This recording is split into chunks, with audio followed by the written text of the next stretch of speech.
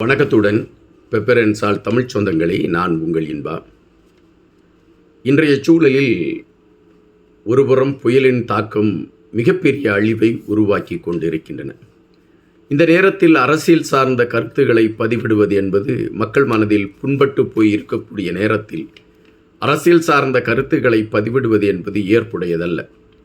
ஆனால் அரசியல் சார்ந்த ஒரு கருத்துக்களை பதிவிட வேண்டிய ஒரு சூழல் இருக்கக்கூடிய காரணத்தினால் அது சார்ந்த சில பதிவுகளை இங்கு எடுத்து வைக்கலாம் என்று நான் நினைக்கின்றேன். இன்று சரத் வீரசேகரா அவர்கள் ஒரு செய்தியாளர்களிடம் பேசுகின்ற பொழுது ஒரு குறிப்பை எடுத்து வைத்திருக்கிறார்.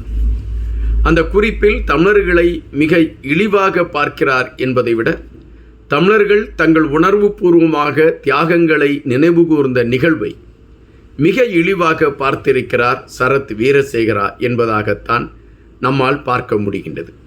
எனவே இந்த சூழலில் சரத் வீரசேகரா அவர்களுக்கு ஒரு எதிர்ப்பை பதிவிட வேண்டும் என்கின்ற நிலைப்பாட்டில்தான் இந்த காணொலியை நாம் எடுத்து வைக்கிறோம். சரத் வீரசேகராவை குறித்து நாம் அனைவரும் அறிந்த ஒன்றுதான். எப்பொழுதுமே தமிழர்களுக்கு எதிரான ஒரு கருத்தியலை மனதில் எடுத்துக்கொண்டு பயணிக்கக்கூடியவர், ஒரு இனவாத அரசியலை முன்னிலைப்படுத்தி கொண்டு பயணிக்கக்கூடியவர், சிங்களர்களுக்கு மட்டும்தான் இலங்கை என்பதை முன்னிலைப்படுத்தி தமிழர்களுக்கு இங்கு எந்த உரிமையும் இல்லை என்பதை பல நேரங்களில் அழுத்தமாக பதிவிட்டிருக்கக்கூடிய ஒரு குறு புத்திக்காரர் அவர். எப்பொழுதுமே தமிழர்கள் சார்ந்த நல்ல விடயங்கள் நடைபெறுகின்ற பொழுதெல்லாம் அதற்கு எதிரான கருத்துக்களை பதிவிட்டு தமிழர்களை புண்படுத்துவதும் தமிழர்களை வேதனைப்படுத்துவதும் சரத் வீரசேகராவுடைய நடைமுறை பழக்கமாகவே இருக்கிறது. இன்று கூட அப்படித்தான் அவருடைய கருத்தை நம்மால் பார்க்க முடிகின்றது. எதற்காக சரத் வீரசேகரா இந்த கருத்துக்களை எடுத்து வைத்தார்? அதன் பின்னணியில் இருக்கக்கூடிய விடயம் என்ன? 2009ஆம் ஆண்டு தமிழர்களுக்கு எதிரான ஒரு அழிப்பை போரை இலங்கை அரசாங்கம் நடத்தியது. சுமார் 20 நாடுகள் உடன் இருந்து இந்த அழிப்பு போருக்கு களம் அமைத்தது. எப்படியாவது தங்களை காப்பாற்றுவதற்கான களத்தை நல்லெண்ணம் கொண்ட சில நாடுகளாவது எடுக்கும் என்று தமிழ் சொந்தங்கள் நினைத்திருந்தார்கள். ஆனால் எந்த நாடுகளும் தமிழர்களையோ தமிழ் சொந்தங்களையோ காப்பாற்றுவதற்கான களங்களை எடுக்கவில்லை. ஒட்டுமொத்தமாக சுமார் 1.5 லட்சம் தமிழர்கள் அந்த அழிப்பு போரில் தங்களுடைய உயிரை இழந்தார்கள். அதன் பின்பு அந்த களத்தில் நின்று போராடிய தியாகங்களை வருடா வருடம் நினைவு கூறக்கூடிய களங்களை தமிழ் சொந்தங்கள் எடுத்து கொண்டிருந்தார்கள். அது மைத்திரி அவர்கள் ஆட்சியாக இருந்தாலும் சரி, மஹிந்த ராஜபக்சே ஆட்சியாக இருந்தாலும் சரி, சஜித் பிரேமதாசா ஆட்சியாக இருந்தாலும் சரி, யார் ஜனாதிபதியாக இருந்தாலும் தமிழர்களுடைய இந்த நினைவு கூறுதலை அவர்கள் அங்கீகரிப்பது போல காட்டிக்கொள்வார்கள். ஆனால் அந்த நினைவு கூறுதலை நடைபெறாமல் தடுப்பதற்கான அனைத்து முயற்சிகளையும் எடுப்பார்கள். யாராவது ஒருவர் மிக வேகமாக இந்த நினைவு கூறுதல் விழாக்களில் முதன்மையாக நின்று கொண்டிருந்தார், அவர் மீது ஏதாவது ஒரு கோணத்தில் வழக்கு பதிவாகிவிடும். ஒன்றில் முகநூலில் தேசிய தலைவருடைய படத்தை பகிர்ந்தார் என்று சொல்லுவார்கள், அல்லது மீண்டும் இயக்கத்தை உருவாக்கம் செய்வதற்கான முயற்சிகளை எடுத்தார் என்று சொல்லி அவர் மீது வழக்குகளை பதிவு செய்து பயங்கரவாத தடை சட்டத்தின் அடிப்படையில் அவரை கைது செய்து சிறையில் அடைத்து விடுவார்கள்.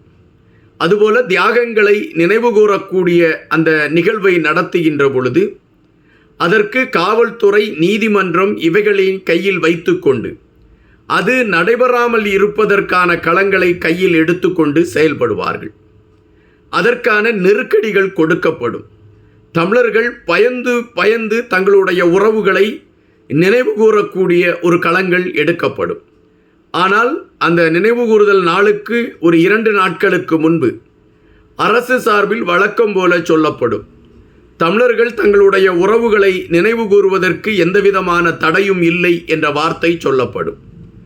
ஆனால் அந்த நினைவுகூறுதல் என்கின்ற களத்திற்குள் வருகின்ற பொழுது கைதுகள், மிரட்டல்கள், நடத்தக்கூடாது என்று எதிர்ப்புகள் என பல விடயங்கள் முன்னிலைப்படுத்தப்படும்.